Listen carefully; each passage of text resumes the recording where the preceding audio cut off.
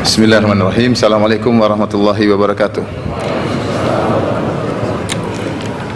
Alhamdulillahi ala ihsanih wa syukru lahu ala taufiqihi wa amtinanih wa asyhadu an la ilaha illallah wahdahu la syarika lahu ta'ziman li sya'nih wa asyhadu anna Muhammadan abduhu wa rasuluhu da'ila ridwanih. Allahumma salli alaihi wa ala alihi wa ashabihi wa ikhwanih.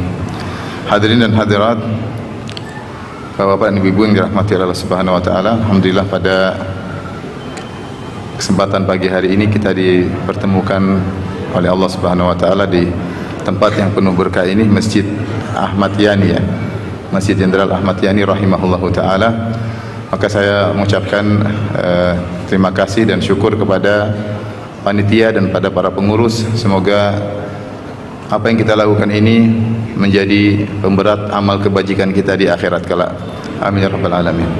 Salawat dan salam semoga tercurahkan selalu kepada junjungan kita, suri tauladan kita, imam kita, pemberi syafaat kita, Nabi Muhammad sallallahu alaihi wasallam, dan juga kepada keluarganya serta seluruh sahabat beliau tanpa terkecuali.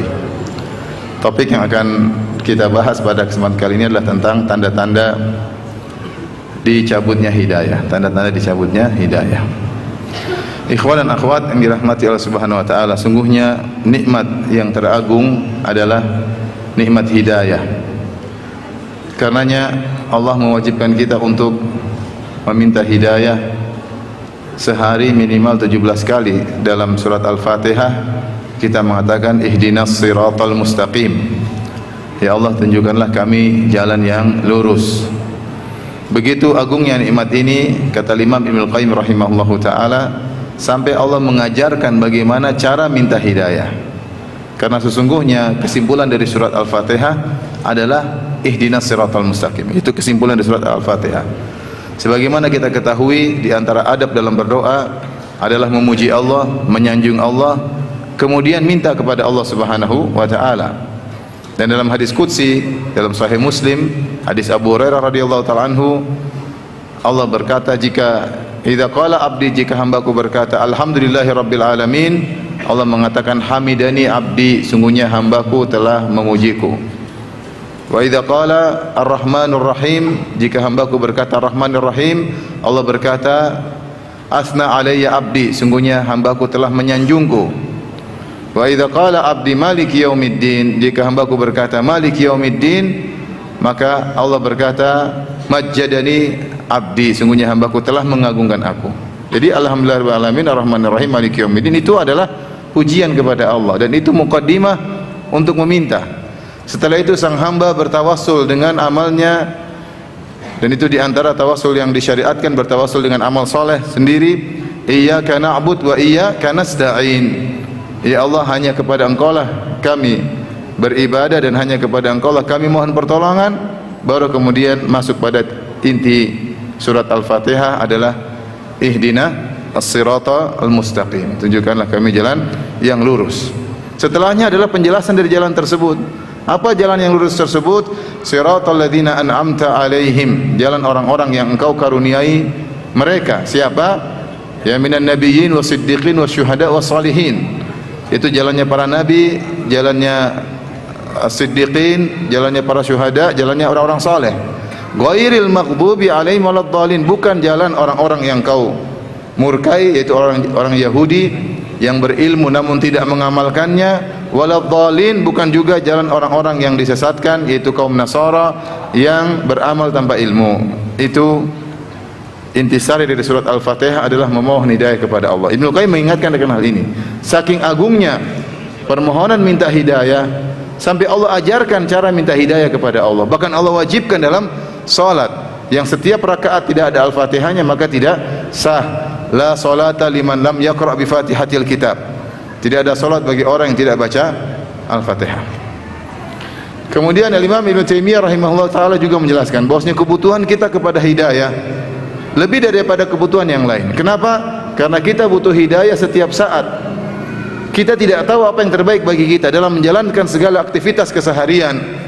Dalam beribadah kita butuh hidayah, dalam mengajar kita butuh hidayah, berinteraksi dengan keluarga butuh hidayah, mencari nafkah butuh hidayah, berakhlak mulia butuh hidayah. Sehingga kita ini senantiasa butuh kepada hidayah secara detail. Oleh karena kebutuhan kita kepada hidayah adalah continue, berkesinambungan, tidak pernah berhenti. Kita butuh makan, selesai. Makan sekarang, di situ kenyang, mungkin 6 jam lagi makan lagi. Minum pun kita minum, hilang dahaga, nanti berapa jam lagi kita haus lagi. Tapi hidayah tidak. Senantiasa kita butuh hidayah dari Allah Subhanahu wa taala. Kebutuhan kita kepada hidayah setiap saat. Sampai kita meninggal dunia, sampai kita menuju pada puncak hidayah, yaitu masuk ke dalam surga, sebagaimana yang diucapkan oleh para penghuni surga ketika mereka menginjakkan kaki mereka di surga, mereka berkata, alhamdulillahilladzi hadana li hadza. Segala puji bagi Allah yang telah memberi hidayah kepada kami untuk sampai di surga. Wa ma kunna linahtadiya laula an hadanallah. Kami dahulu tidak mungkin dapat hidayah ketika di dunia, apalagi sampai ke surga, kalau bukan karena Allah yang kasih hidayah. Jadi kalau kita sudah bicara hidayah, inilah kebutuhan setiap saat, kebutuhan yang kontinu yang kita butuhkan setiap saat. Ini saya bukan bicara asal teori saja, benar kita ini sering menghadapi masalah, kita bingung apa yang harus kita lakukan. Berdoa kepada Allah, istikharah, minta petunjuk. Saya sering seperti itu, menghadapi permasalahan saya bingung apa yang saya lakukan. Saya cuma serahkan kepada Allah, ya Allah bimbing saya, selesai. Kenapa? Karena kita tidak mengetahui perkara secara makro, secara detail dengan mikronya, kita nggak ngerti. Yang ngerti semuanya cuma siapa? Allah Subhanahu wa taala. Nggak usah masalah jauh-jauh, masalah kadang kita dalam masalah keluarga saja kita bingung harus menghadapinya. Dalil mungkin banyak, tapi mau nerapin bingung. Oleh karenanya benar kita yang butuh hidayah dari Allah Subhanahu wa taala. Maka ini doa yang teragung adalah ihdinas siratal mustaqim. Hanya saja kita ini ketika berdoa ihdinas siratal mustaqim kita tidak fokus. Kenapa? Saking hafalnya, saking kita kuat hafalannya tentang Al-Fatihah, sehingga kita pun pikiran kemana-mana otomatis jalan surat Al-Fatihah. Meskipun pikirannya ke pasar di Malang ya. Pikiran kemana-mana Al-Fatihah, tahu-tahu amin, selesai. Karena saking hafalnya, saking hafalnya. Padahal itu kalau kita setiap rakaat kita fokus, kita tahu alhamdulillahirabbil alamin muqaddimah semua. Benar-benar hati kita fokuskan. Begitu sampai titik utama, iya ihdinas siratal mustaqim, maka benar-benar kita minta kepada Allah Subhanahu wa taala. Dan kebutuhan hidayah sampai kita dipertemukan dengan Allah Subhanahu wa taala. Betapa banyak orang di awal dapat hidayah, di ujung hidayahnya dicabut. Banyak. Contoh-contoh nyata. Ada sebagian sahabat yang murtad, ada. Bayangkan sudah ketemu Nabi SAW, sudah dengar ujangan Nabi, murtad, ada enggak? Ada. Ada ulama yang kemudian murtad, ada. Saya sering sebutkan contohnya Abdullah Al-Qasimi, seorang ulama besar yang menulis buku-buku membantah kesyirikan. Buku-buku bantah kesyirikan, bukunya luar biasa, dialog dengan logika yang sangat luar biasa. Ketika dia tulis buku tersebut, betapa banyak orang yang memujinya dengan syair-syair memuji dia. Terakhir sebelum meninggal, sudah di masa tua, dia tulis buku judulnya Hadhihi Hiyal Aglal. Syariat itu hanyalah belenggu, menyusahkan orang dalam kehidupan. Subhanallah. Siapa yang bisa jamin? Ketika Syekh bin Baz rahimahullah ditanya, kok bisa seperti ini Syekh? Orang-orang awam saja hidayahnya kuat sampai meninggal tegar. Ini orang sudah di puncak kealiman bisa berubah. Syekh bin Baz mengatakan bisa jadi dia tidak pernah minta kepada Allah agar dikokohkan dalam hidayah. Lupa berdoa, ya muqallibal qulub, tsabbit qalbi ala dinik. Benar. Wahai pembolak-balik hati manusia, tegarkanlah hatiku di atas agamamu. Kita ini siapa yang jamin kita beriman terus? Sementara kita suka buka medsos, kita dengar syubhat, kita dengar ceramah orang, kita dengar ateis mungkin berbicara, tahu-tahu sedikit saja masuk, ceklek masuk ke hati kita, kita langsung ragu tentang Tuhan. Bisa terjadi nggak? Bisa. Kalau Allah tidak menolong kita, bisa kita tergelincir. Jangankan kita, Nabi Muhammad SAW Allah sebutkan dalam Al-Quran, walaula an thabbatnaka laqad kita tarkanu ilaihim syai'an qalila. Kalau bukan kami kokohkan engkau wahai Muhammad, sungguh engkau telah condong kepada mereka dengan kecondongan yang sedikit. Rasulullah SAW bisa condong kalau Allah tidak kokohkan apa? Hatinya. Dan ini benar-benar diakui oleh Nabi. Makanya di antara doa yang paling sering Nabi baca apa? Ya muqallibal qulub tsabbit qalbi ala dinik. Ente pede merasa kokoh iman, Nabi saja terus minta kepada Allah Subhanahu wa taala. Nabi SAW minta agar diberi istiqamah, agar kokoh di atas hidayah. Dan Nabi yang mengatakan laulallah mahtadaina, kalau bukan karena Allah kita tidak dapat hidayah. Wa ma tasaddaqna wa ma shallaina. Kalau bukan karena Allah kita tidak bisa salat, kalau bukan karena Allah kita tidak bisa bersedekah. Tapi Allah yang buka hati siapa yang Allah kehendaki. Oleh karenanya kebutuhan kita kepada hidayah kebutuhan yang urgent dan continue sampai kita meninggal dunia. Kita enggak tahu penghujung kita seperti apa. Lihatlah, saya sering sampaikan juga bagaimana Imran bin Hattan. Imran bin Hattan seorang tabi'in, bahkan kibar tabi'in senior, bertemu dengan sahabat-sahabat. Dulu di atas sunnah. Suatu ketika dia tertarik dengan seorang wanita bermadzhab Khawarij, terkenal cantik jelita, sementara Imran bin Hattan wajahnya kurang tampan, agak buruk rupa wajahnya. Maka orang-orang menasihati dia, wahai Imran bin Hattan, dia perawi hadis, salah satu perawi hadis dalam Sahih Bukhari, bagaimana anda mau menikah dengan wanita yang bermadzhab Khawarij? Kata Imran bin Hattan, sa'arudduha, saya akan bantah dia, saya akan membalikan dia kepada sunnah. Akhirnya dia nikah. Begitu dia nikah, dia terbawa, dia begitu cinta kepada sang wanita, akhirnya dia menjadi bermadzhab Khawarij. Sampai akhirnya dia memuji siapa? Memuji Abdurrahman bin Muljam yang telah membunuh Ali bin Abi Thalib, Dia mengatakan sebuah syair memuji pembunuh Ali bin Abi Thalib. Ya darbatan min taqi ma arada biha. Inilah pukulan yang dilakukan oleh orang yang bertakwa, yang dia tidak menginginkan dari pukulan tersebut, illa an yablugha min dzil arsy ridwanan, kecuali dalam rangka untuk mencari keridhaan Allah Subhanahu wa taala. Dia puji apa yang dilakukan Abdurrahman bin Muljam Al-Muradi yang membunuh Ali bin Abi Thalib adalah amal soleh yang terbaik untuk meraih keridhaan Allah Subhanahu wa taala. Inni la azkuruhu hinan fa ahsabuhu. Ketika aku menyebut Abdurrahman bin Muljam yang membunuh Ali bin Abi Thalib, maka menurut saya dia adalah siapa? Aufal wara ya indallahi mizanan. Dia adalah orang yang paling berat timbangannya di akhirat kelak. Dia puji. Bayangkan tadi di atas manhaj ahlu sunnah, kemudian gara-gara nikah dengan seorang wanita cantik, kemudian dia tergoda, kemudian dia bermadzhab apa? Khawarij. Maka jangan menikah sama orang terlalu cantik ya. Yang biasa-biasa aja. Jadi intinya dia berubah. Siapa yang duga? Dan banyak kisah-kisah yang kita lihat sekarang yang tidak mungkin disampaikan sekarang ya. Hal-hal yang kita tidak duga, kita tidak sangka, tiba-tiba ini dulu begini kok jadi begini sekarang. Hidayah di tangan Allah Subhanahu wa taala. Kemudian kenapa kita butuh senantiasa kepada hidayah? Jadi doa kita ihdinas siratal mustaqim, itu mencakup 4 permohonan. Yang pertama, ya Allah tunjukkanlah aku jalan yang lurus.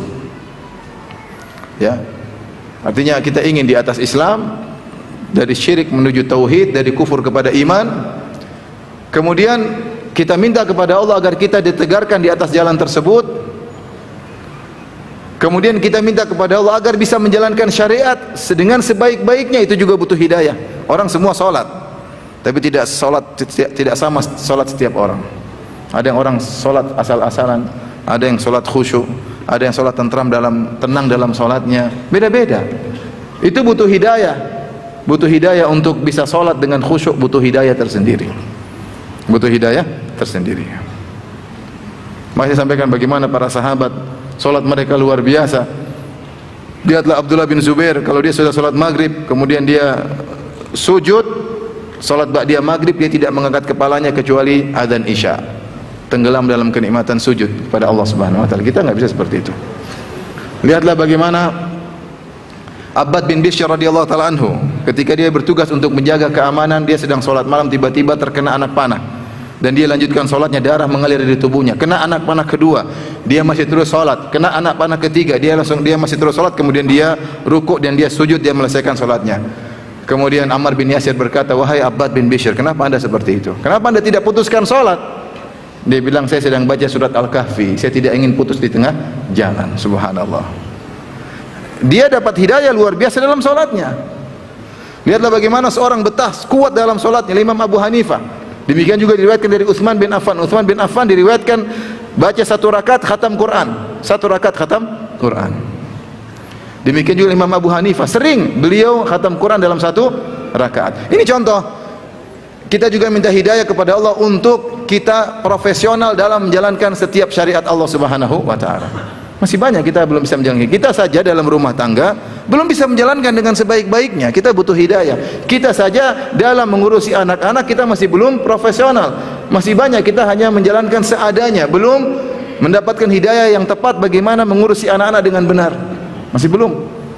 Kita berbakti kepada orang tua masih belum maksimal, belum. Kenapa? Belum ada hidayah, masih perhitungan sama orang tua, masih pelit sama orang tua, dan banyak hal.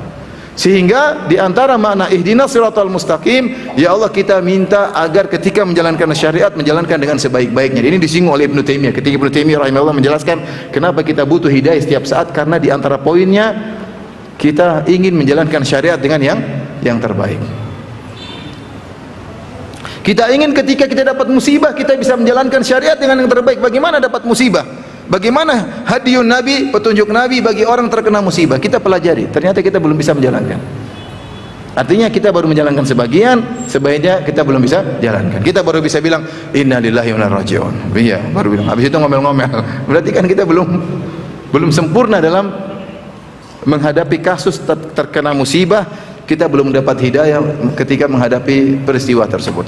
Yang keempat, kita ingin ihdinas siratal mustaqim adalah ya Allah tunjukkanlah aku jalan-jalan kebaikan yang lain. Masih banyak jalan kebaikan yang aku tidak ketahui, masih banyak. Masih banyak ilmu yang kau belum bukakan kepadaku, masih banyak. Masih banyak akhlak yang belum kau bukakan kepadaku ya Allah. Mungkin seorang sangat dermawan tapi masih temperamental, suka marah-marah. Mungkin ada orang ikhlas tapi dia sombong. Orang macam-macam. Akhlaknya belum terbuka seluruhnya. Kalau tanya dia dermawan, tidak pelit sama sekali, tapi angkuh. Saya ini. Ada orang seperti itu, berarti belum terbuka seluruh hidayah akhlak kepadanya. Ada orang seperti itu. Dan itu berlaku pada setiap kegiatan yang kita lakukan. Dan saya tidak menemukan perkataan yang indah dalam masalah ini seperti perkataan Ibnu Taimiyah ketika dia menjelaskan kebutuhan kita kepada hidayah lebih daripada kebutuhan makan dan minum. Dan itu benar.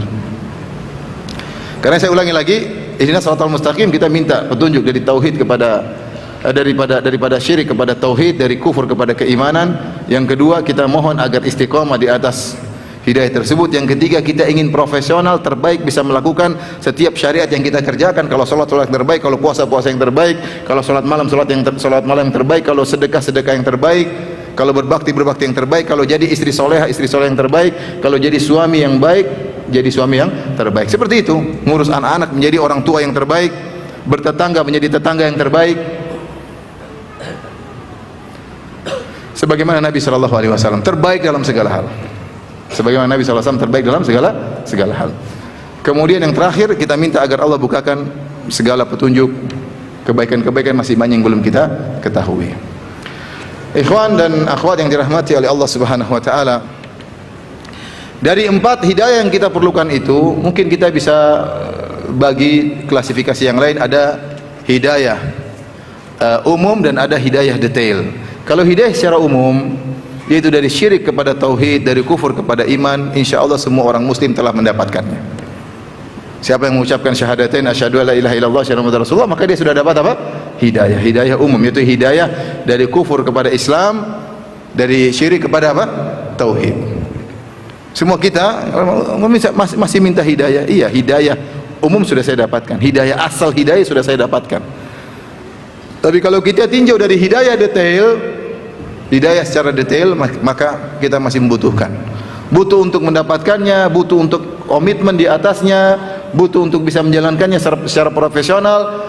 Ini masih sangat kita perlukan hidayah yang detail. Kita dapati sebagian orang, ya misalnya, ya ketika berbicara tentang Islam dan kufur dia sangat semangat, dia bela Islam. Tapi kalau sudah bicara tentang detail syariat, terkadang dia tidak mau terima, berat bagi dia. Enggak lah, ini enggak, dia enggak mau, dia masih milah-milih. Ini dia terima, ini tidak terima. Tapi kalau Islam dia bela. Kalau sudah bicara kufur Islam dia bela luar biasa. Tapi kalau sudah bicara detail syariat, belum tentu hatinya terima, belum tentu.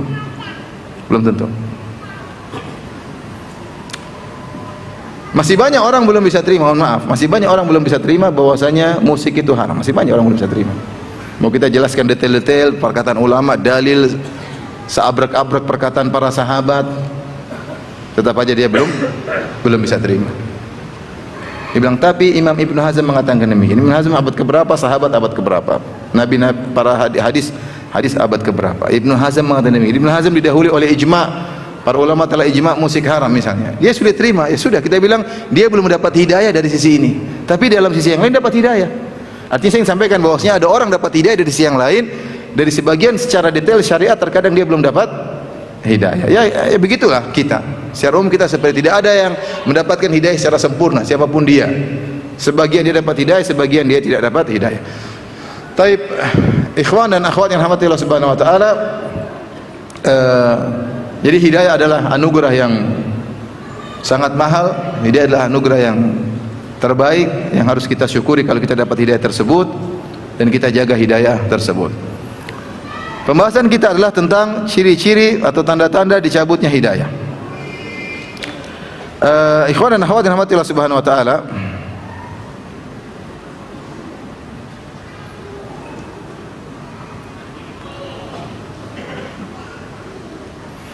di antara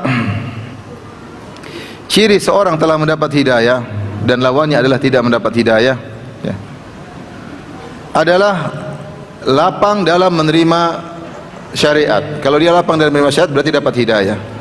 Kalau dia tidak lapang menerima syariat berarti dia tidak dapat hidayah atau dicabut hidayah darinya, ya. Dan orang yang dicabut hidayah darinya maka orang yang merugi. Man yahdillahu fahuwal muhtad wa man yahdihillahu fala mudilla lahu wa man yudlil fala hadiyalah.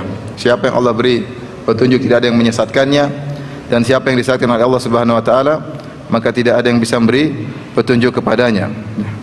Allah juga berfirman, wa man yudlil fa ulaika humul khasirun. Siapa yang disesatkan maka mereka adalah orang-orang yang merugi.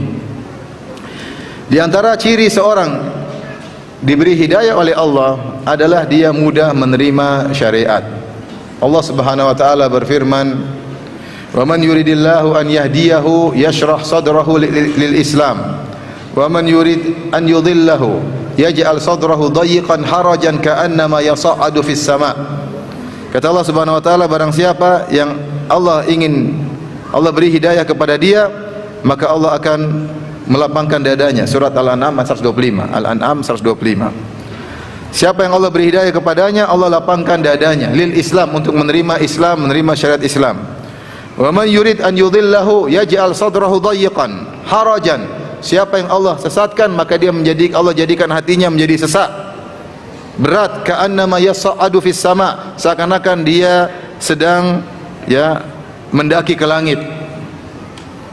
Karena orang kalau semakin ke tempat yang tinggi, oksigen semakin berkurang. Ketika oksigen semakin berkurang, dadanya semakin sempit, semakin sesak. Allah gambarkan, ini perumpamaan yang Allah bikin tentang orang yang kalau dapat hidayah apa saja mudah dia terima. Ini hukumnya halal, oh halal, ini haram, oh sudah tinggalkan, mudah sekali. Ada orang seperti itu, mudah sekali. Oh saya nggak tahu kalau haram, bismillah, tinggalkan, selesai. Dia cuma tidak tahu. Kalau dia tahu dia selesai, mudah sekali. Dan itu ciri-ciri orang yang beriman dengan iman yang tinggi. Kata Allah Subhanahu wa taala, "Fala wa rabbika la yu'minun hatta yuhaqqimuka fi ma shajara bainahum, thumma la yajidu fi anfusihim harajan mimma qadaita wa yusallimu taslima." Demi Rabbmu bahwasanya mereka tidak beriman sampai mereka menjadikan engkau sebagai hakim dalam permasalahan mereka. Kalau kau sudah putuskan, thumma la yajidu fi anfusihim harajan, kalau kau sudah putuskan perkara mereka, kau tidak dapati dalam diri mereka ada grundel sedikit pun. Wa yusallimu taslima, dan mereka pasrah menerima keputusan Nabi Muhammad sallallahu alaihi wasallam. Wa ma kana lil mu'minin wala mu'minatin idza qada Allahu wa rasuluhu amran an yakuna lahu al khiyaratu min amrihim. Tidak pantas bagi seorang lelaki mukmin, wanita mukminah, kalau Allah sudah beri pilihan dan Rasulnya sudah beri pilihan lantas mereka punya pilihan yang lain. Nah pantas, Allah sudah bilang hukumnya gini, Rasul bilang hukumnya gini, saya pilih yang lain, saya tidak cocok, ini kurang pas. Ini bukan ciri orang beriman. Orang beriman, ya, innama kana qaulal mu'minina idza du'a ila Allahi wa rasulihi liyahkuma bainahum an yaqulu sami'na wa ata'na. Sungguhnya perkataan orang-orang beriman jika diseru kepada Allah dan Rasulnya untuk berhukum dengan hukum Allah dan Rasulnya, mereka hanya berkata sami'na wa ata'na, kami dengar, kami taat. Sudah ada hadisnya, selesai, tinggalkan. Subhanallah. Itu orang yang beriman, ya. Saya pernah ketemu seorang, dia, mohon maaf ya, mungkin di antara kita masih ada, tapi dia merokok. Dia merokok. Dia tidak tahu rokok itu haram karena mungkin dia lihat sebagian kiai juga, Pak. Kiai juga merokok. Sebagian pondok juga jualan rokok ya, dan macam-macam ya. Meskipun tertulis rokok membunuhmu, tapi itu kan hanya propaganda. Para kiai juga, Pak, merokok. Jadi ya untuk berpikir rokok itu haram sulit. Tapi sebenarnya dia bilang dia dengar ceramah, waktu itu kebetulan dia ada klip saya tentang merokok itu haram, dia dengar, dia tinggalkan, selesai. Jadi memang dia sudah punya dasar untuk tunduk kepada Allah dan Rasul. Tidak pikir panjang, dengar rokok itu haram penjelasannya, selesai, tinggalkan. Dia tinggalkan. Ada orang seperti itu. Dia nggak tahu kalau itu haram, begitu tahu dia haram, dia mudah meninggalkan. Kemudian ketika dia sudah meninggalkan rokok, 2 tahun kemudian dia ketemu saya. Dia bilang, Ustaz, jazakallah khair, syukran Ustaz. Kenapa? Saya sejak mendengar ceramah Ustaz tentang rokok, saya tinggalkan rokok. Alhamdulillah, saya bilang. Kata dia, qadarullah, setelah saya meninggalkan rokok, saya gemuk Ustaz. Saya bilang, kalau gemuk jangan protes sama saya. Kalau gemuk jangan protes sama saya. Tapi intinya ada orang dia pencinta musik misalnya, datang musik haram, selesai, tinggalkan musik haram, sudah. Mau diapain? Itu orang memang dasarnya dia imannya tinggi, cuma dia tidak tahu hukumnya ya. Dia tidak tahu hukumnya. Sebagian orang ya, ini tanda bahwa dia tidak dapat hidayah. Dia selalu ngeyel, dikasih tahu hukumnya gini dia nggak mau, pikir gini nggak mau, dikasih tahu hukumnya A dia cari B, di hukum B dia cari C. Wa man yurid an yudhillahu yaj'al sadrahu dhayiqan harajan ka'annama yas'adu fis sama. Barang siapa yang Allah sesatkan, maka Allah jadikan hatinya sempit, sulit, seperti dia naik di atas tempat yang tinggi, susah untuk bernapas. Dikasih tahu syariat, dia selalu ngeles, tidak mau. Nah, itu maksudnya begini, maksudnya gini. Kenapa? Ada syahwat yang dia perjuangkan. Karena dia tahu syariat ini bertentangan dengan syahwatnya, sehingga dia selalu mencari pembenaran. Selalu mencari pembenaran. Orang seperti begini ada, dia belum dapat hidayah dari sisi ini. Dan ini bahaya. Kalau seorang sudah diberi hidayah, sudah tahu benar-benar itu adalah kebenaran, kemudian dia sengaja meninggalkannya, ini bisa berdampak pada berikutnya. Bisa berdampak pada dia disesatkan pada perkara-perkara berikutnya. Makanya Allah Subhanahu wa taala berfirman, "Falamma zagu azagallahu qulubahum." Tatkala mereka menyimpang, Allah simpangkan hati mereka. Jadi bahaya. Beda kalau orang masih ragu, saya belum jelas mungkin hadisnya sahih atau tidak. Dia cari kebenaran tapi dia belum tampak pada dirinya kebenaran yang terang benderang. Ini kayaknya hadisnya coba dicek dulu deh. Benar enggak perkataan ulama seperti itu? Dia masih ragu. Ketika dijelaskan ini hadisnya, ini ayatnya, ini penjelasan ulama, dia sudah klop, dia terima. Ada orang sudah jelas-jelas, ini ayatnya, ini hadisnya, ini perkataan ulama, ini 4 mazhab, dia masih tidak mau terima. Bukan apa-apa, dia tahu itu kebenaran, tapi ada syahwat yang tidak mau dia tinggalkan. Ini hati-hati. Ketika dia sengaja meninggalkan hidayah, ketika itu maka Allah akan cabut hidayah untuk dia pada perkara-perkara berikutnya. Allah cabut hidayah darinya. Allah berfirman, "Falamma zagu." Tatkala mereka menyimpang, sudah tahu jalan kebenaran, dia menyimpang, azagallahu qulubahum. Allah sesatkan hati mereka. Ini mengerikan.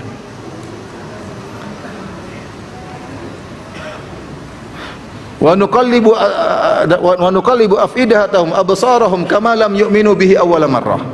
Kata Allah, kami palingkan pendengaran mereka, penglihatan mereka, kami palingkan hati mereka kama lam yu'minu bihi awwala marrah, sebagaimana mereka di awal kali tidak beriman. Bayangkan, pertama kali tidak mau beriman padahal tahu kebenaran, akhirnya Allah palingkan seterusnya. Maka hati-hati ketika sudah jelas kebenaran depan kita, kita terima. Mengenai kita bisa jalankan atau tidak urusan belakangan, yang penting terima dulu. Terima dulu, bukan kita ngeyel, kita kecuali kamu tidak tahu, masih ragu, benar enggak hadisnya sahih enggak, benar enggak 4 mazhab seperti itu, benar enggak, itu lain cerita, berarti belum jelas kebenaran. Yang bahaya sudah jelas kebenaran kemudian meninggalkan, ini sebab dicabutnya hidayah oleh Allah Subhanahu wa taala. Kalau sebagian orang menyimpang, subhanallah. Kita dapati sebagian orang dahulu buku-bukunya tentang tauhid, tentang sunnah, kemudian dia menyimpang sedikit demi sedikit sampai akhirnya membela ya, kesesatan dan membela kesyirikan dan seterusnya. waspada. Jadi kalau anda merasa ada dalilnya, Rasulullah bilang kok kayaknya nggak mau terima ini, hati-hati, segera istighfar. Segera apa? Istighfar. Jangan-jangan anda dicabut hidayah oleh Allah Subhanahu wa Ta'ala. Tapi kalau anda dapat ayat hadisnya, masya Allah, benar, ini benar sesuai, saya cek hadisnya sahih, penjelasan ulama sahih, ya sudah, saya terima. Mungkin saya belum bisa jalankan, tapi saya apa? Terima bahwasanya itu benar-benar syariat Allah Subhanahu wa Ta'ala. Tapi berikutnya, di antara tanda orang diberi hidayah oleh Allah Subhanahu wa Ta'ala, dan sekaligus bisa jadi sebaliknya, tanda orang dicabut hidayah oleh Allah Subhanahu wa Ta'ala, orang yang dapat hidayah dari Allah, dia mudah sabar ketika terkena musibah. Terkena musibah dia mudah untuk sabar. Kata Allah Subhanahu wa Ta'ala, ma asaba min musibatin illa biidznillah wa man yu'min billahi yahdi qalbah. Tidak ada satu musibah pun yang menimpa kecuali dengan izin Allah. Tidak ada satu musibah pun yang menimpa diri kita, menimpa keluarga kita, menimpa istri kita, menimpa anak kita, menimpa usaha kita, menimpa tetangga kita, menimpa bumi ini. Tidak satu musibah pun yang menimpa kecuali dengan izin Allah. Wa may yu'min billahi yahdi qalbah. Siapa yang beriman kepada Allah tatkala terkena musibah, yaitu dia pasrah dan dia tahu ini dari Allah dan dia terima dengan keputusan Allah, yahdi qalbah, maka Allah akan beri hidayah kepada dia. Allah akan beri hidayah kepada hatinya. Jadi tanda orang diberi hidayah oleh Allah, tandanya ketika terkena musibah dia sabar. Benar hati ini sedih, tapi dia sabar. Benar mata ini mengeluarkan air mata, benar. Benar pilu hatinya, tapi dia sabar. Dia tahu ini semua keputusan Allah. Dia tahu ini yang terbaik bagi seorang yang beriman, yang sabar, sehingga dia terima. Maka Allah akan beri hidayah kepadanya. Yahdi qalbah. Kata Alqamah rahimahullahu taala, ya, dia adalah seorang hamba yang terkena musibah bi musibah, faya'lamu annaha min indillah, maka dia tahu musibah tersebut dari sisi Allah, fayarda wa yusallim, maka dia ridha dan dia pasrahkan dirinya. Orang ini akan dapat hidayah dari Allah Subhanahu wa Ta'ala. Maka sebaliknya, tanda bahwasanya anda tidak dapat hidayah ketika dapat musibah anda meronta-ronta. Kata Nabi sallallahu alaihi wasallam, laisa minna man latamal khududa wa syaqqal juyuba wa da'a bid awal jahiliyah. Bukan dari golongan kami seorang tatkala terkena musibah, kemudian dia menampar-nampar pipinya, dia menjambak-jambak rambutnya, dia robek-robek bajunya, dan dia menyeru dengan seruan jahiliyah. Ini orang tidak dapat hidayah, dicabut hidayah darinya. Oleh karenanya, kalau anda ingin dapat hidayah, sabar ketika terkena musibah.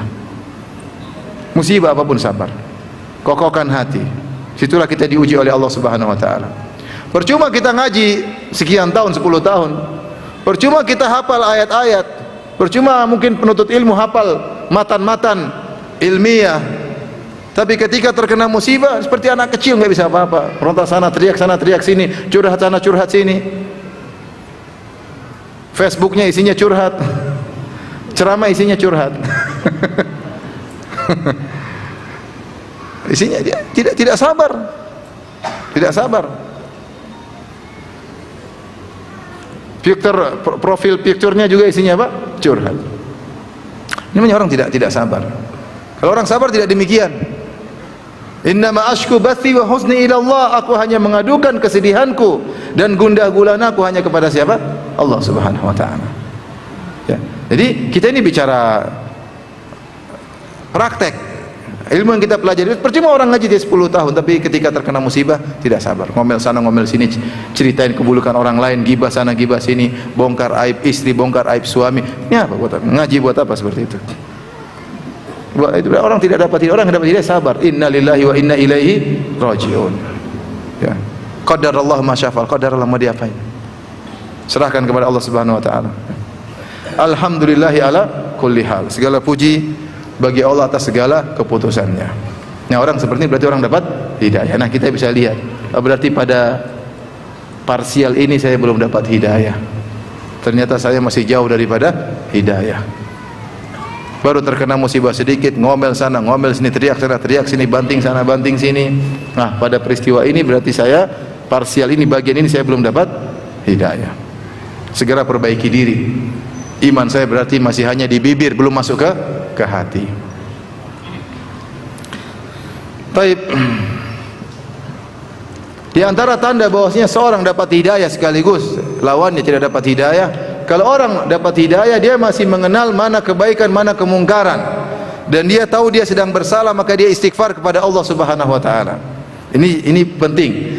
Dan sebaliknya kalau orang sudah tidak dapat hidayah, hidayah dicabut, dia tidak melihat kemungkaran sebagai kemungkaran. Dia melakukan kemungkaran dengan hati yang lapang. Dia melakukan kemungkaran dengan hati yang lapang. Tidak ada kegelisahan, tidak ada kekhawatiran, tidak ada ketakutan, tentram melakukan kemaksiatan. Ini tanda ciri orang sudah dicabut hidayahnya.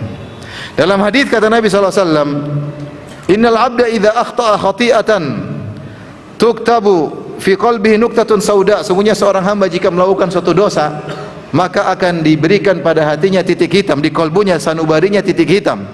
Fa idza huwa naza'a wastaghfara wa taba suqila qalbuhu. Kalau dia ternyata bertobat dan dia meninggalkan maksiat tersebut, istighfar, maka akan dibersihkan lagi hatinya. Wa in ada zida fiha. Kalau dia maksiat lagi, kembali lagi maksiat lagi, maka ditambah titik-titik hitam tersebut. Hatta ta'luwa qalbu, sampai titik hitam tersebut meliputi seluruh sanubarinya, isinya hitam. Ya. Wa huwa ran alladzi dzakara Allah, dan itulah ya ar-ran,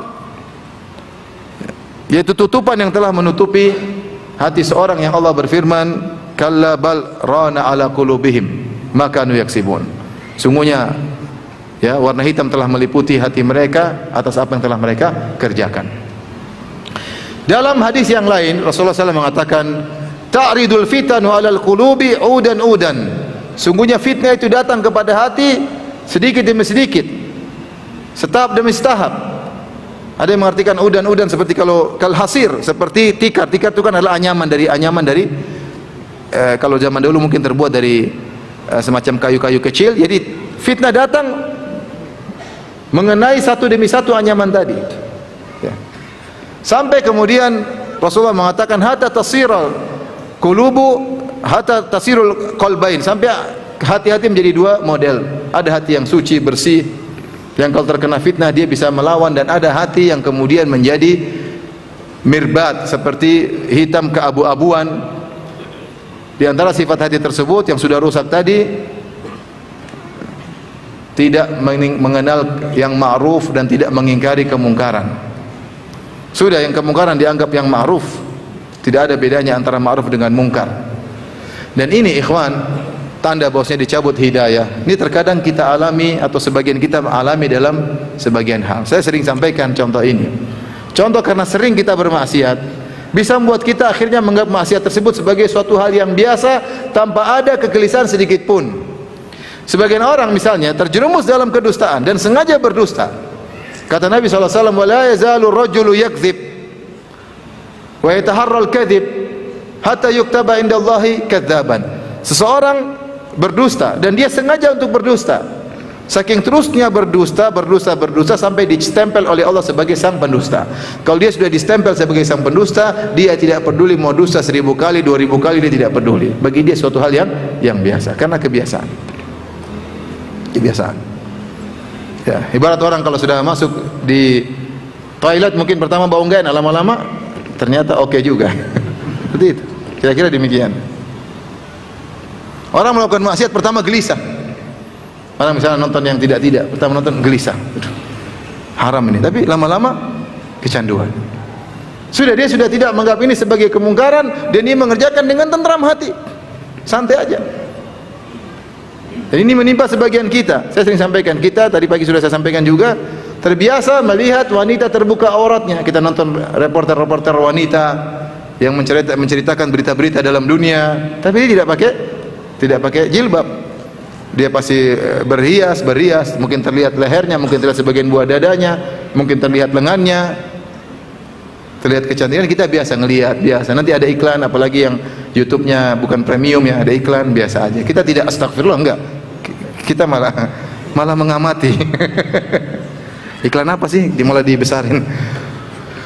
Akhirnya apa? Akhirnya dalam sisi ini kita tidak menganggap ini sebagai kemungkaran, bahkan kita melihat dengan rileks, tidak ada rasa salah sama sekali. Ini hati-hati.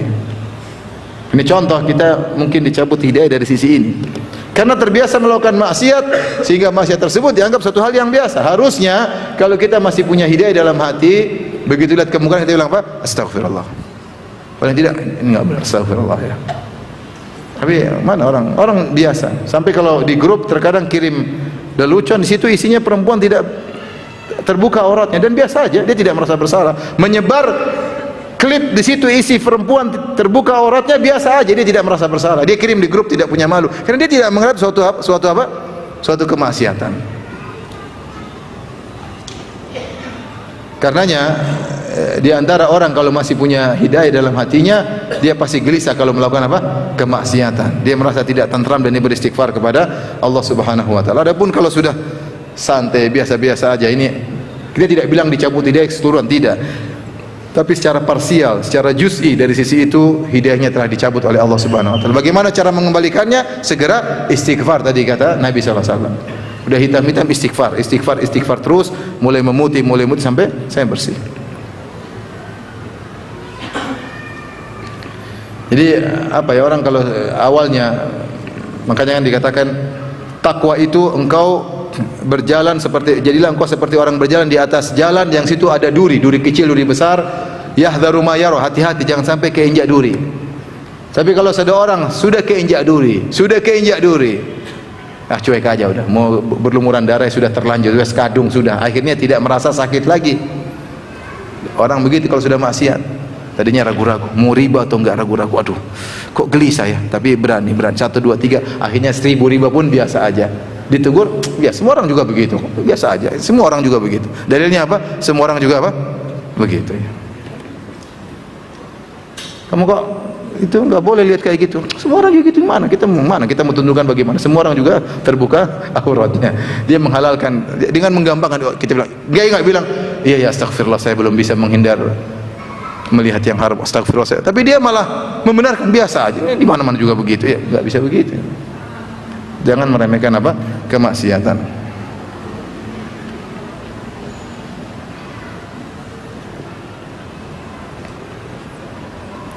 Di antara tanda bahwasanya seorang diberi hidayah oleh Allah dan sekaligus bahwasanya hidayah telah dicabut, orang yang diberi hidayah oleh Allah Subhanahu wa taala di penghujung hidupnya dia rajin beramal saleh, kemudian meninggal di atas amal saleh tersebut. Dan sebaliknya orang yang tanda dicabut hidayah di penghujung hidupnya dia malah menjauh dari Allah, kemudian dia meninggal di atas kondisi yang buruk tersebut. Dalam hadis kata Nabi sallallahu alaihi wasallam dari Anas bin Malik radhiyallahu anhu, "Idza aradallahu bi 'abdihi khairan ista'malahu." Jika Allah menghendaki kebaikan bagi seorang hamba, Allah gunakan hamba tersebut. Faqila kaifa yasta'miluhu ya Rasulullah? Maka Rasulullah SAW ditanya, bagaimana seorang digunakan oleh Allah? Maksudnya apa ya Rasulullah SAW mengatakan, yuwaffiquhullah li'amalin salih qabla al-maut, yaitu Allah memberi taufik kepadanya untuk beramal saleh sebelum meninggalnya. Ini berarti Allah ingin hidayah kepada dia. Ada orang seperti itu, mungkin di awalnya dia ya banyak melakukan maksiat ya, tiba-tiba di penghujung hayatnya Allah beri hidayah, ada sebab-sebab kebaikan yang dilakukan sebelumnya, akhirnya rajin sholat, rajin beribadah, dan akhirnya meninggal di atas hidayah tersebut. Saya mengenal seorang, dia bukanlah orang rajin sholat ya, meninggal kalau tidak salah usia 80 tahun, bukan orang yang rajin sholat, tapi sejak dulu dia terkenal yang suka dermawan, suka nyambung silaturahmi. Tapi dia bukan rajin sholat, kadang-kadang nakal-nakal juga ya. Kadang saya dengar ceritanya kemudian hari terkadang begini, terkadang begitu. Tapi dia orang ini, saya kenal dia ya dari cerita-cerita orang tua saya, bahwasanya ini orang terkenal rajin sedekah dan terkenal rajin menyambung silaturahmi. Terkadang dia ngundang keluarganya dari berbagai penjuru, dia bayarkan tiketnya untuk kumpul di rumahnya, padahal dia tidak rajin sholat.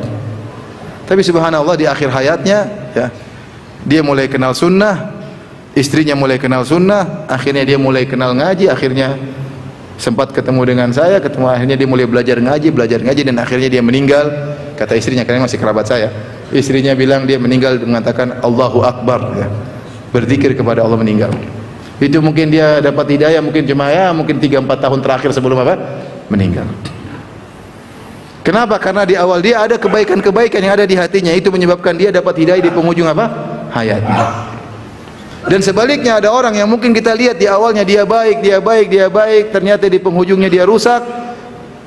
Ya, kata Nabi sallallahu alaihi wasallam, "Innar rajula la ya'malu min amali ahlil jannah fima yabdu linnas wa huwa min ahlin nar.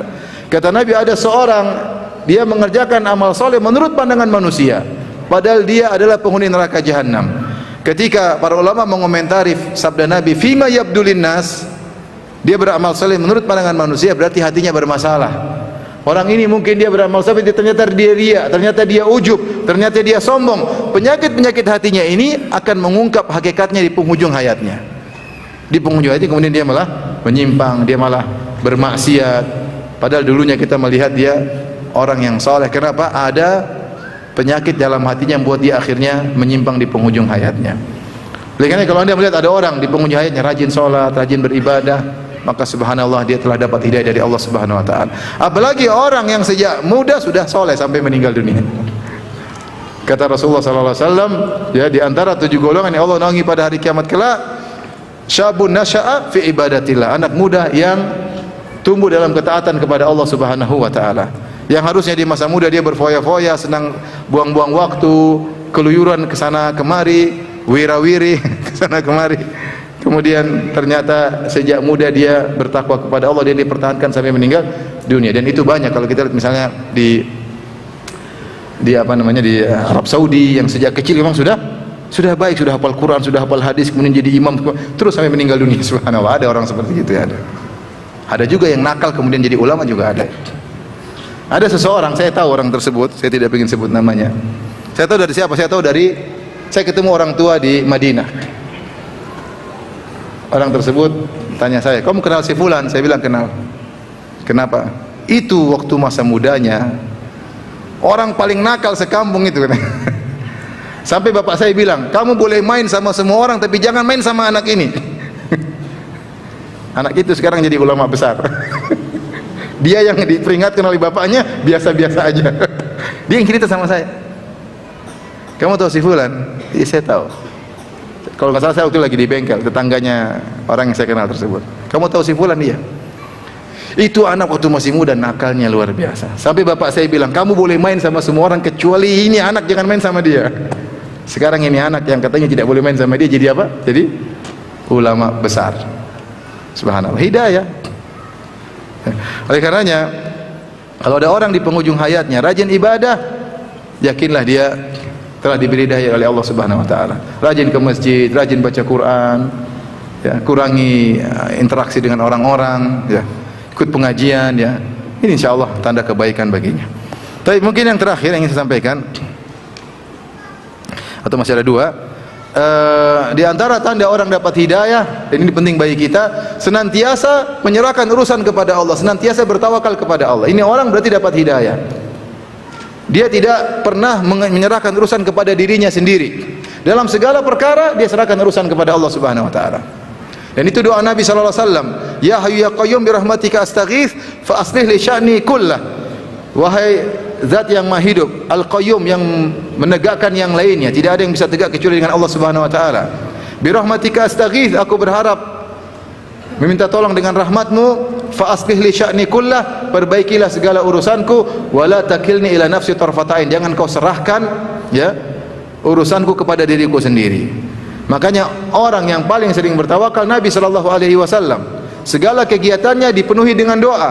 Nabi sallallahu alaihi wasallam mau tidur berdoa, bertawakal kepada Allah Subhanahu wa taala. Subhanakallahumma rabbi bika wada'tu jambi wa bika arfa'u. Ya Allah, dengan engkau lah aku bisa meletakkan lambungku, aku bisa angkat lambungku karena engkau. Ya. Ketika Nabi ingin tidur, Nabi berdoa, aslamtu wajhi ilaik, ya Allah aku serahkan wajahku kepadamu. Wa fawattu amri ilaik, aku serahkan urusanku kepadamu. Wa alja'tu dhahri ilaik, aku sandarkan punggungku kepadamu. Nabi berdoa tawakal sebelum apa? Sebelum tidur. Kalau kita dalam kehidupan sehari-hari selalu senantiasa selalu connecting kepada Allah, ya Allah, selalu ingat serahkan kepada Allah, ya, Allah, terserah Allah, insya Allah itu berarti kita dapat hidayah. Karena kita selalu menyandarkan sesuatu kepada Allah. Yang hidayah di tangan Allah Subhanahu wa taala. Yang kita tahu solusi hanya dari Allah Subhanahu wa taala. Tapi kalau dalam keseharian kita melakukan segala kegiatan, kita lupa Allah. Kita selalu fokus kepada cara kita bekerja, fokus pada kemampuan kita, selalu fokus kepada teman rekan kerja kita, terpukau dengan sebab-sebab di depan kita, lupa kepada Allah, berarti kita tidak dapat hidayah. Tidak dapat hidayah. Tapi selama kita serahkan kepada Allah Subhanahu wa taala, sudah insyaallah kita dapat hidayah dari Allah Subhanahu wa taala. Oleh Ibnu Taimiyah rahimahullah menyebutkan, jadi disebutkan dalam tulisan beliau tentang 20 sebab seorang untuk bersabar. Dia mengatakan kalau Anda dizalimi oleh orang, ada dua yang bisa Anda lakukan. Pertama, Anda membalas. Yang kedua, Anda tidak balas, Anda serahkan kepada Allah Subhanahu wa taala. Biarkan Allah urusannya Allah. Innallaha yudafi'u 'anil ladzina amanu. Allah membela orang yang beriman. Kita kalau dizalimi, kita selalu menempuh cara pertama. Kita ingin balas, dan itu sering kita akhirnya menyerahkan urusan kepada diri kita sendiri. Maka Ibnu Taimiyah mengatakan cuma dua pilihan, kau serahkan Allah yang ngurusin atau kamu ngurusin sendiri. Kalau kamu ngurusin sendiri, kau akan ditinggalkan oleh Allah.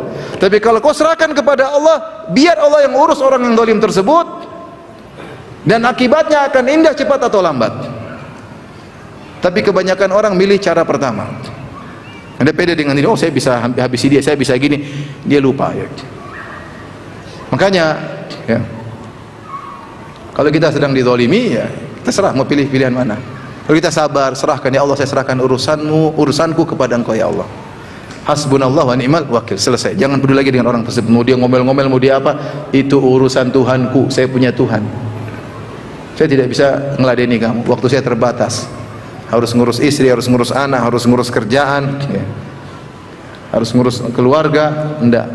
Saya serahkan kepada Allah, yakin bahwasanya akibatnya pasti indah, cepat atau lambat. Oleh karenanya di antara latifah, yaitu faedah yang luar biasa disampaikan oleh Al-Alusi dalam tafsirnya ketika menyebutkan tentang bagaimana Bani Israel ya. Wa tammat kalimatu rabbika al-husna ala Bani Israel bima sabaru wa dammarna ma kana yasna'u fir'aun wa qaumuhu wa ma kanu ya'rishun, dalam surat Al-A'raf. Ketika Allah menyebutkan maka sempurnalah kesudahan yang indah bagi Bani Israel karena kesabaran mereka. Karena kesabaran mereka. Bima sabaru, karena kesabaran mereka. Kata Al-Alusi, Bani Israel sabar menjalani siksaan yang dilakukan oleh Fir'aun dan bala tentaranya, ditemani oleh Nabi Musa, sehingga akhirnya Allah memberi kesudahan yang indah bagi mereka. Mereka diselamatkan, Fir'aun dan bala tentaranya dibinasakan. Tapi Allah sebutkan apa? Bima sabaru, karena mereka sabar. Kemudian setelah itu Al-Alusi menyebutkan contoh-contoh kejadian-kejadian ketika suatu negeri kemudian dizalimi oleh penguasanya dan mereka tidak bersabar, mereka menghadapi dengan cara mereka, maka ditinggalkan oleh Allah dan biasanya penghujungnya buruk. Ini kata Al-Alusi. Mau bikin pakai cara sendiri, tidak kembali kepada Allah, mendahulukan emosi daripada bukan berarti kita pasrah, enggak, berusaha tapi dengan kesabaran. Dan ini berlaku pada setiap hal. Antum menghadapi permasalahan, contoh antum lagi masalah dengan kakak atau adik misalnya, ribut. Antum bagaimana? Antum mau sabar, tenang, Allah yang kasih solusi, atau antum mau ngomel, mau bentak-bentakan? Antum menyesal, antum bentak-bentakan sama kakak adik, mungkin antum menang secara zahir tapi lihat akibatnya buruk. Adik semakin jauh, hidup tidak nyaman, pertengkaran bertahun-tahun. Tapi kalau antum sabar, ini saya bilang contoh sederhana, antum sabar. Mungkin ada masalah sama adik, sabar. Ya udah, sabar, hadapi dengan tenang, berdoa kepada Allah, pasti indah, cepat atau lambat, pasti. Cepat atau lambat. Antum ada masalah sama suami, ibu-ibu misalnya punya masalah sama suami, atau punya masalah sama istri, antum punya dua cara. Antum bisa dengan otot antum, bisa emosi antum bisa gampar tuh perempuan, bisa. Antum bisa ceraikan, pulang ke rumah orang tuamu. Kata istrinya, gimana mas, orang tua saya sudah nggak ada rumahnya. Antum bisa dengan cara kasar, bisa. Tapi bagaimana dampaknya? Buruk. Dia buruk, antum buruk, anak-anak buruk. Tapi kalau antum sabar menghadapi, pasti indah. Tapi serahkan kepada siapa? Kepada Allah. Dan ini banyak akan kita dalam kehidupan kita. Artinya saya bukan mengajarkan antum pasrah, enggak. Sabar dan berusaha ikut aturan-aturan Nabi sallallahu alaihi wasallam. Nasihat dengan cara yang lembut. Ya, sabar, berdoa kepada Allah, serahkan kepada Allah. Jangan pernah pede daripada diri kita sendiri. Jangan bilang saya pintar ngadep ini gampang. Sudah, itu nanti akan ditinggalkan oleh Allah. Kapan seorang bersandar pada dirinya, dia akan ditinggalkan oleh makhdhul, hidayah dicabut darinya. Hidayah dicabut darinya. Dalam segala hal, ini dalam segala hal.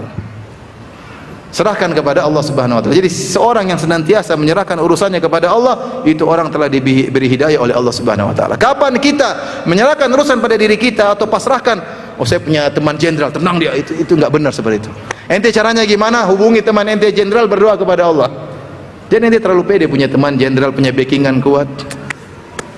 Itu ente berarti ditinggalkan oleh Allah Subhanahu wa taala. Yang terakhir,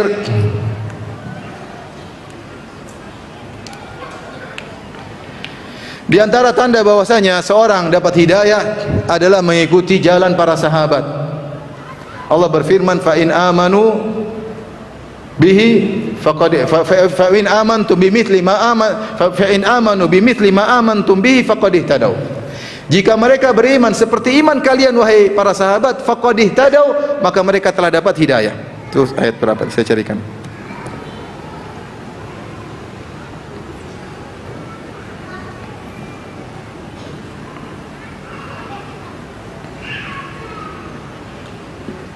Ada yang tahu ayatnya? Fa in amanu bimithli ma amantum bihi faqad ihtadaw. Ya, sebentar. Saya ingin antum catat ya.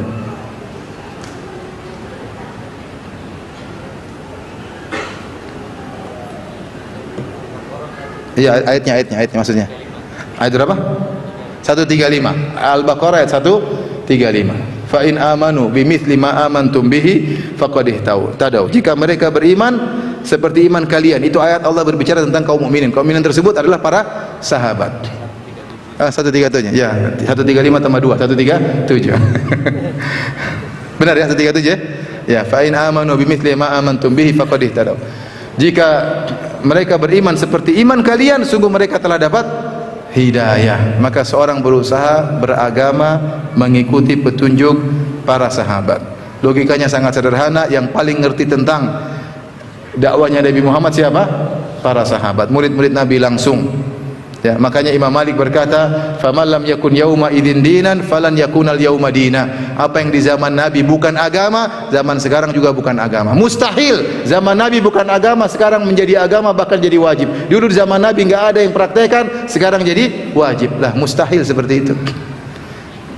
Kalau sekarang dianggap wajib padahal di zaman Nabi tidak pernah ada, padahal faktor untuk melakukannya juga ada. Sebagaimana faktor yang ada sekarang, namun mereka tidak lakukan, kita lakukan sekarang. Kita anggap sebagai syiar. Ya berarti dulu para sahabat tidak dapat hidayah dong. Kita yang dapat hidayah, mereka tidak dapat hidayah. Sederhana ya. Wa khairul huda huda Muhammadin sallallahu alaihi wasallam. Sebaik-baik petunjuk Muhammad sallallahu alaihi wasallam. Main terkadang aneh, di zaman dulu tidak ada. Tidak ada kita dengar sahabat berzikir sambil joget-joget, loncat-loncat, tarik kanan kiri, kemudian sekarang jadi syariat. Gimana? Sahabat dulu tidak ada yang berzikir seperti itu, loncat-loncat sampai menari-menari, goyang-goyang sana, loncat-loncat sampai pingsan-pingsan, enggak ada. Bagaimana zaman sekarang sebagian thariqah menganggap itu sebagai syiar, sebagai tingkatan ketakwaan yang tertinggi, sampai orang joget-joget sampai menjadi wajib, mendapati seperti ada aliran dari ilahi. Ya, ini gimana ini? Di zaman sahabat enggak ada kok seperti ada sekarang seperti ini. Kita bilang apa yang di zaman sahabat bukan agama, zaman sekarang juga bukan agama. Contoh sederhana, zaman dahulu tidak ada sahabat bilang kalau ada orang gila saking tinggi kewaliannya jadi gila, nggak ada. Sebutkan pada saya seorang sahabat yang gila, semakin tinggi imannya semakin gila. Dari mana? Abu Bakar gila atau tidak? Umar, Utsman, ribuan sahabat nggak ada yang gila. Kemudian muncul zaman sekarang, semakin wali semakin apa? Gila ya. Enggak mungkin. Di zaman sahabat itu bukan agama, zaman sekarang juga bukan agama. Bagaimana di zaman sahabat itu bukan agama, sekarang dianggap sebagai agama. Dan demikian segala perkara. Fa in amanu bimithli ma amantum bihi faqad ihtadaw. Kalau mereka beriman seperti iman kalian wahai para sahabat, sungguhnya mereka telah mendapat hidayah. Jika tidak, maka tidak. Sederhana. Tapi demikian saja. Ikhwan dan akhwat, para jamaah Masjid Ahmad Yani rahimahullah taala yang diberkahi oleh Allah Subhanahu wa taala, apa yang saya sampaikan. Kalau yang bertanya saya persilahkan.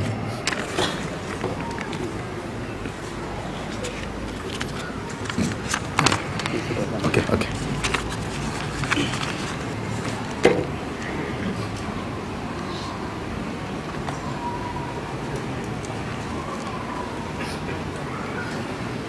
Ini ada yang minta doa kepada kawan-kawan untuk mendoakan ya.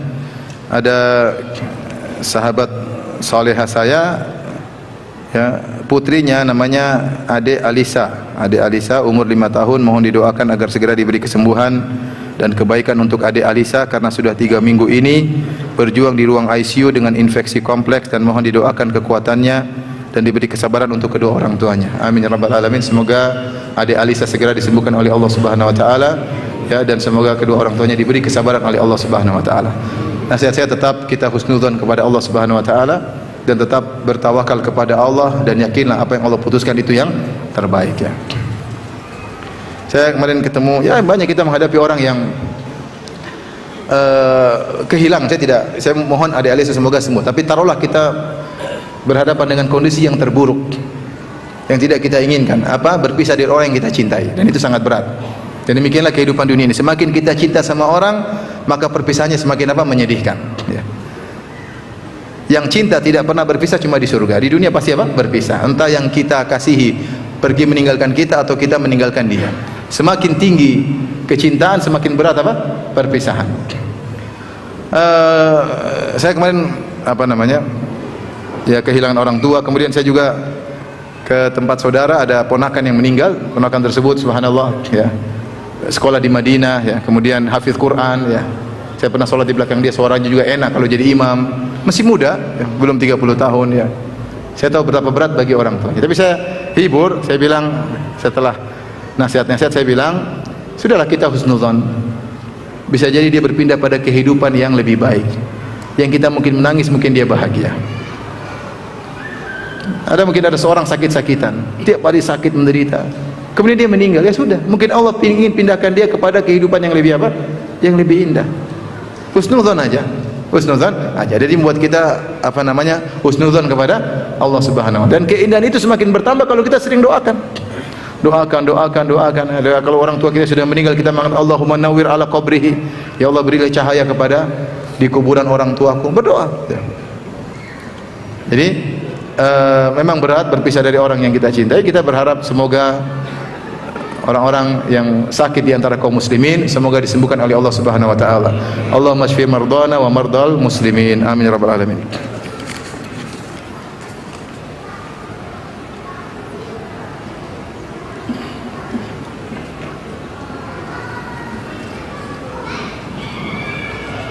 Ustaz, suami saya termasuk orang yang rajin sholat, rajin mengaji, dan sering ikut kajian.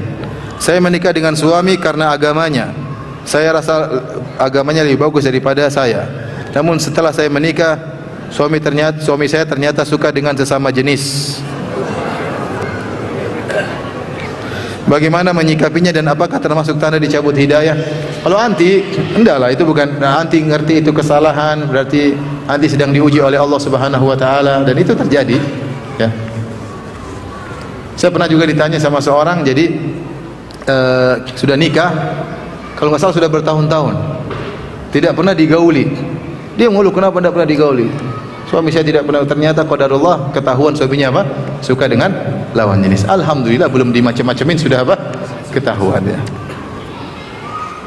Yang lebih parah, pernah saya juga ditanya seorang wanita nangis telepon, sudah punya anak 3, kalau tidak salah sudah belasan tahun menikah dengan suaminya. Di penghujungnya suaminya homoseksual. Gara-gara apa? Gara-gara berselancar di medsos, ketemu dengan teman-teman lamanya yang mungkin dulu praktisi homoseksual, kembali lagi seperti sedia kala. Padahal ketika nikah sudah sembuh, normal, hidup tenang, kemudian berhubungan juga dengan nyaman ya. Tapi subhanallah, ketika main internet, awalnya dia main internet, akhirnya kembali ke masa lalunya ya. Ya, maksud saya ukhti yang bertanya, ya sabar, hadapi dengan baik ya. Kalau memang anti perlu harus berpisah, ya berpisah, nggak ada masalah. Kalau anti bisa nasihati dia untuk sadar, oke ya. Bahwasanya orang berpenyakit juga bisa sembuh. Tapi kalau anti takut spekulasi terlalu tinggi, minta pisah boleh, nggak ada masalah.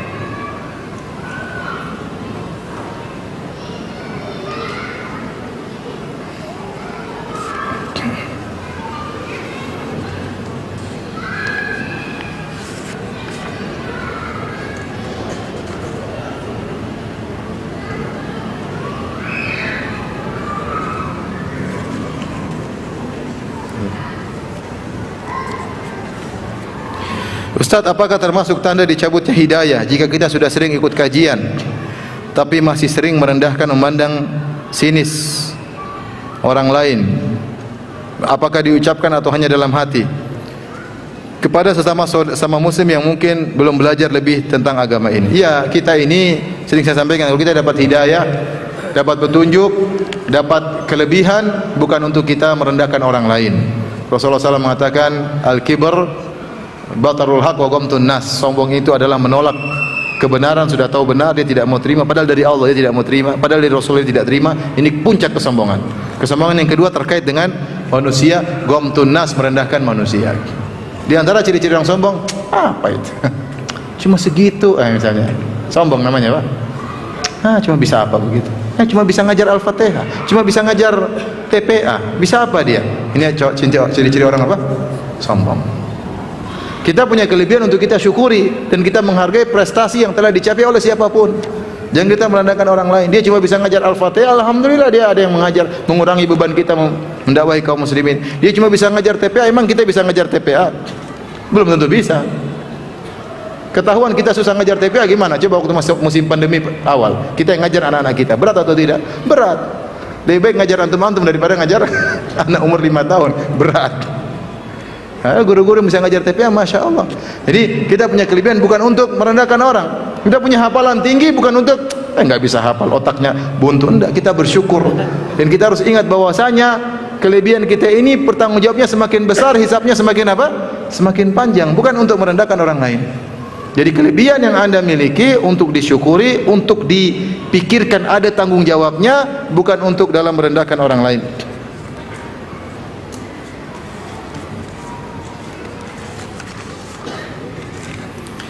Ustaz, di luar tema, afwan, afdolan mana, lebih afdal mana? Itikaf, ketika itikaf kita solat lail berjamaah atau solat sendiri-sendiri? Kalau bisa masjid mengadakan solat tarawih di awal, itu yang terbaik, karena Nabi SAW ketika bulan Ramadan beliau solat malamnya di awal. Ketika bulan Ramadan beliau solat berjamaah di awal. Dan ini muraat untuk memperhatikan kondisi kaum muslimin. Karena kalau setiap bulan Ramadan awal kita selalu sholat jam 1, orang sulit untuk ikut sholat tarawih. Padahal di bulan Ramadan sholat malam yang terbaik adalah dengan berjamaah, dengan sholat apa? Tarawih. Jadi masjid-masjid sebaiknya sholat tarawihnya di awal malam, habis sholat isya kira-kira 15 menit sholat tarawih. Nanti setelah itu mau sholat lagi silakan masing-masing. Kecuali mungkin sama-sama iktikaf, pingin sholat malam bareng-bareng, oke lah. Tapi kalau hari-hari yang biasa ya kita berusaha di awal malam ya. Demikian juga kalau iktikaf kemudian tetap kita sholat awal di awal malam, setelah itu kita sholat sendiri-sendiri lebih afdal. Sholat malam pertama, kemudian nanti di tengah malam kita sholat sendiri-sendiri ya. Tapi kalau ada masjid membuat, karena jamaah kalau suruh sholat sendiri tidak bisa, baru sholat 1/4 jam sudah habis hafalannya. Kita fasilitasi. Fasilitasi mana, kita panggil imam suruh sholat 1 jam, jam 1 misalnya, atau 2 jam, boleh. Yang penting jamaah sepakat. Kita mau begini ya, karena tidak semua orang punya hafalan yang banyak. Ya, hafalan mereka terbatas. Juz amma saja belum selesai ya. Juz amma belum selesai. Kalau ad-duha ke bawah hafal, ad-duha ke atas sudah lepas kontrol. Tidak ngerti ya. Oleh karenanya kalau intinya ini kembali kepada pihak DKM, kalau memang bisa difasilitasi maka itu yang terbaik. Tapi kalau tidak bisa, sebaiknya sholat malam di awal, kemudian masing-masing sholat malam sendiri ketika di tengah malam.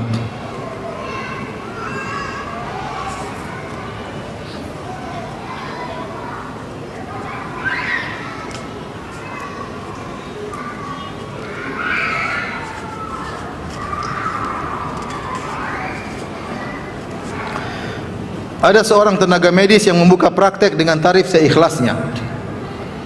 Apakah itu termasuk tawakal dalam urusan rezeki, tetapi masang iklan di medsos? Apakah itu bukan termasuk riya atau pamer atau ujub? Wallahu alam, saya enggak tahu. Saya enggak tahu ya.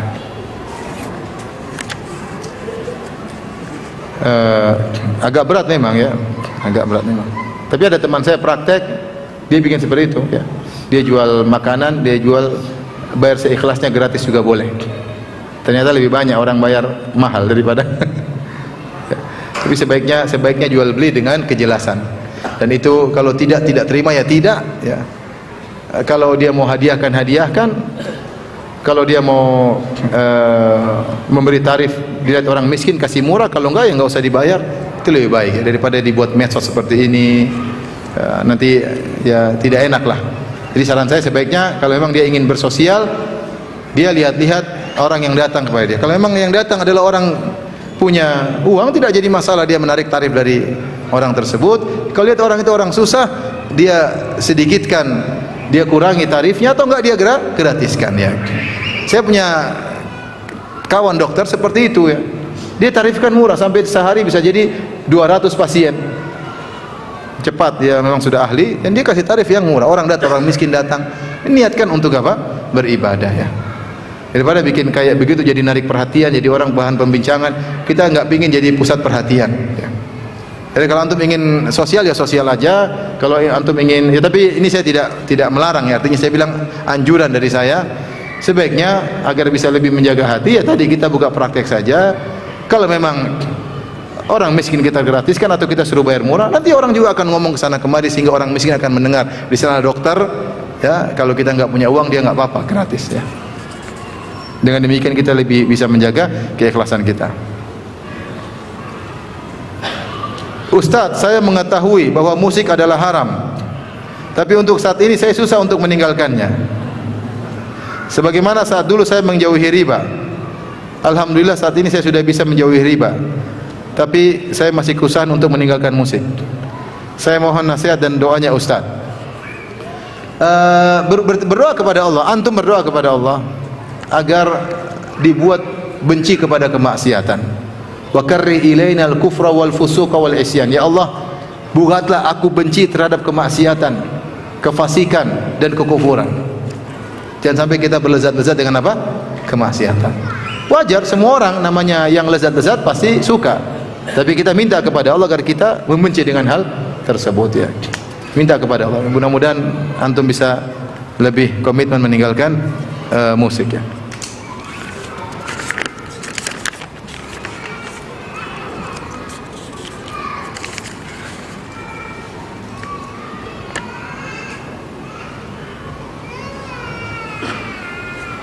Tapi sebenarnya ada orang-orang, kalau banyak orang yang dulu di masa lalunya buruk tapi dia ada baik, akhirnya di ujungnya dia jadi baik.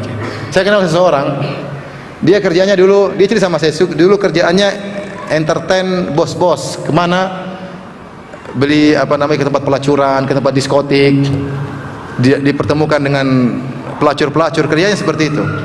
Sekarang dia dapat hidayah, kemudian ngaji, masya Allah ya. Tapi dia bilang, kalau saya ngantar orang, misalnya ada bos-bos saya ngantar ke tempat pelacuran, kalau tiba waktu sholat, saya sholat. Saya sholat, sampai petugas bar bingung, Bapak mau ngapain? Saya mau sholat. Akhirnya lama-lama dia dapat apa? Hidayah. Tapi maksudnya begitu, ada orang mungkin dia maksiat tapi dalam hatinya ada kebaikan. Kebaikan itulah yang buat dia akhirnya di ujungnya mendapat apa? Hidayah. Tapi demikian saja ikhwan dan akhwat yang rahmatillah subhanahu wa ta'ala, sedikit yang saya sampaikan, semoga bermanfaat. Kurang lebih saya mohon maaf. Wabillahi taufiq wal hidayah. Assalamualaikum warahmatullahi wabarakatuh.